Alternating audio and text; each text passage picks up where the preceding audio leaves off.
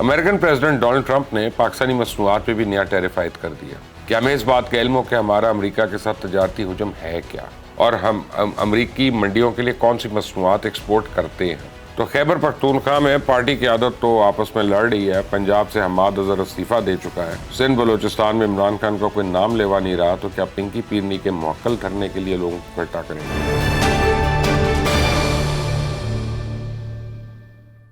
بسم اللہ الرحمن الرحیم۔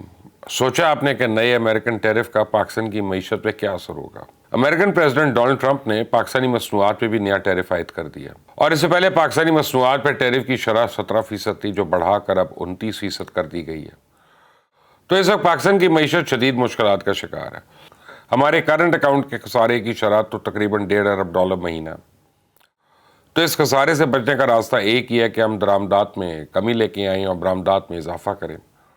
لیکن سوال یہ ہے کہ امریکہ کی جانب سے نئے ٹیرف کے نفاذ کے بعد یہ کیسے ممکن ہوگا، اور امریکی ٹیرف میں اس اضافے کا ہماری معیشت پہ کیا اثر پڑے گا؟ تو اس سوال کا جواب جاننے کے لیے ضروری ہے کہ ہمیں اس بات کا علم ہو کہ ہمارا امریکہ کے ساتھ تجارتی حجم ہے کیا اور ہم امریکی منڈیوں کے لیے کون سی مصنوعات ایکسپورٹ کرتے ہیں۔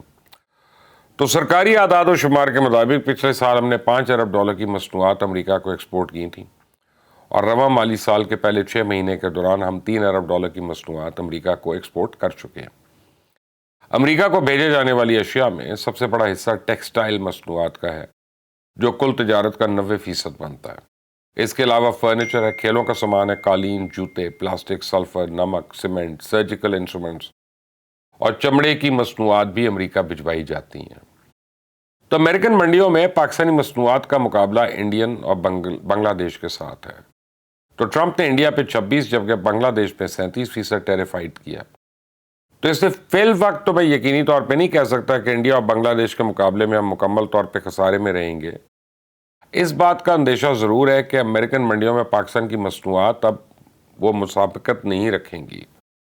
بعض ماہرین کی جانب سے تو یہ خدشہ ظاہر کیا جا رہا ہے کہ ٹیرف میں اضافے سے پاکستان کو برآمدات گر جائیں گی۔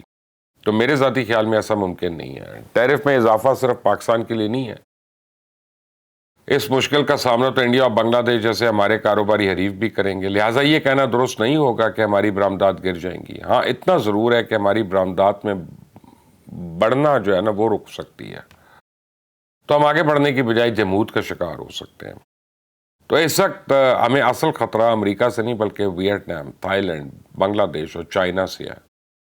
چونکہ امریکہ نے ان ممالک پہ زیادہ ٹیرف عائد کیا، لہٰذا امریکن منڈیوں کے دروازے تو ان ممالک کے لیے بند ہو چکے ہیں۔ یہ ممالک اب اپنا فالتو مال لونے پونے یا سستے داموں بیچنے کے لیے یقیناً پاکستان کا رخ کریں گے۔ تو کاروبار کی دنیا میں اس عمل کو ڈمپنگ کہتے ہیں۔ چونکہ ان ملکوں میں پیداواری لاگت انتہائی کم ہے، اس لیے ہماری انڈسٹریز ڈمپ شدہ مال کے سامنے ڈھیر ہو سکتی ہے، اور یہ صورتحال پہلے سے کمزور معیشت کو مزید تر کمزور کر سکتی ہے۔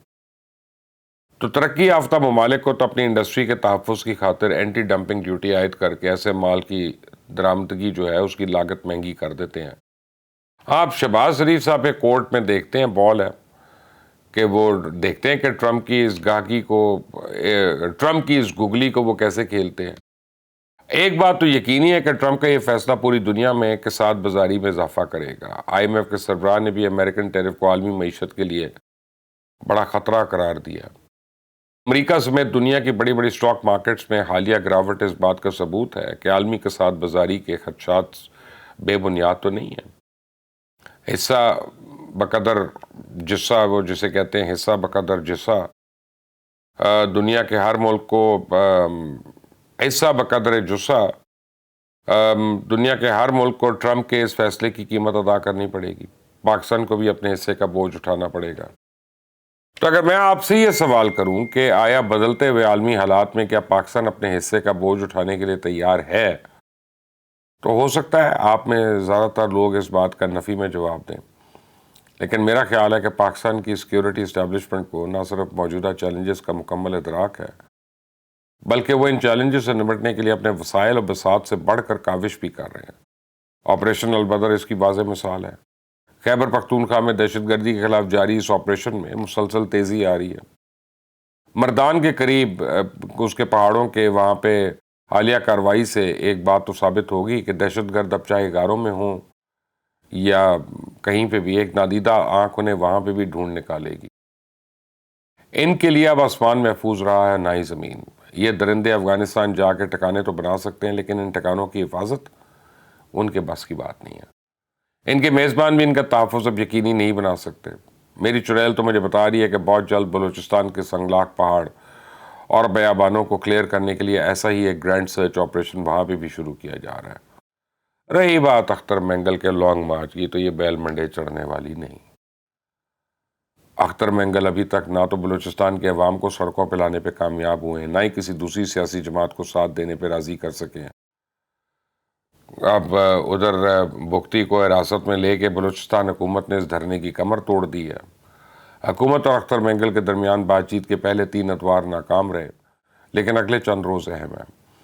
اگرچہ اختر مینگل نے 6 اپریل کو کوئٹہ کی جانب بڑھنے کا اعلان کر دیا ہے، لیکن مجھے لگتا ہے کہ اس سے پہلے وہ واپس لوٹنے کا فیصلہ کر لیں گے۔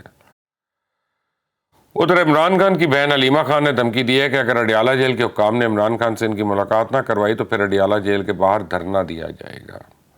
تو علیمہ خان نے سوشل میڈیا پہ دھرنے کا اعلان تو کر دیا، لیکن شاید انہوں نے یہ غور نہیں کیا کہ پاکستان بھر میں پی ٹی آئی کے کسی اہم رہنما نے ان کی آواز پہ لبیک نہیں کہا۔ علیمہ خان کو شاید معلوم نہیں کہ جس بھائی کے ساتھ ملاقات کے لیے مری جا رہی ہیں، وہ بھائی تو خود اسٹیبلشمنٹ سے معافی تلافی کے لیے مارا جا رہا ہے۔ ترلا منتیں امریکہ اور امریکہ سے وفد بلا کے کر رہا ہے۔ سلمان اکرم راجہ کو پیچھے دھکیل کر اعظم سواتی کو آگے کر رہا ہے۔ علیمہ خان بھول گئی ہیں کہ دھرنے کے لیے جس طاقت کی ضرورت ہوتی ہے، پی ٹی آئی میں اب وہ طاقت باقی نہیں ہے، نہ وہ سکت ہے۔ پی ٹی آئی ماضی میں یہ طاقت خیبر پختونخوا سے حاصل کرتی تھی، لیکن اب وہاں عمران خان کی پی ٹی آئی بری طرح تقسیم ہو چکی ہے۔ علی امین گنڈا پور و اسد کیسر و عاطف خان و شہرام ترکئی وہ سب کو سازشی کہہ رہا ہے، جبکہ باہر سواتی اور تیمور جھگڑا علی امین کو غدار سمجھتے ہیں۔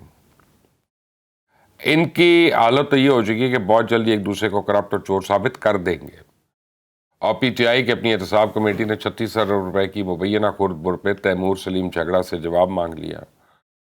تو ایسی صورتحال میں علیمہ خان اڈیالہ جیل کے بعد دھرنے کے لیے کارکن کہاں سے لائیں گی؟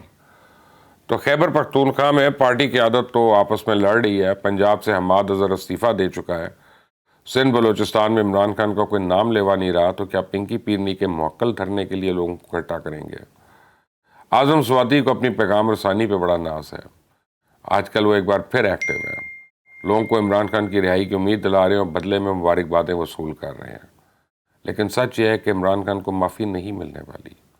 ایک لمبے عرصے کے لیے جیل اس کا مقدر ہے۔ وہ کہتے ہیں نا، ایک چپ 100 سکھ۔ آتی ہوئی مصیبت کو ٹالنے کے لیے لندن میں شایان علی نے اپنی زبان بند کر لی ہے۔ عمران خان اور پی ٹی آئی کی قیادت کو شایان علی سے سیکھنا چاہیے کہ کچھ عرصے کے لیے ان کو سب کو اپنی زبانیں بند کر لینی چاہیے۔ ہو سکتا ہے ان کے لیے کوئی اچھا ہی آ جائے یا سکھ کا سانس آ جائے ان کو۔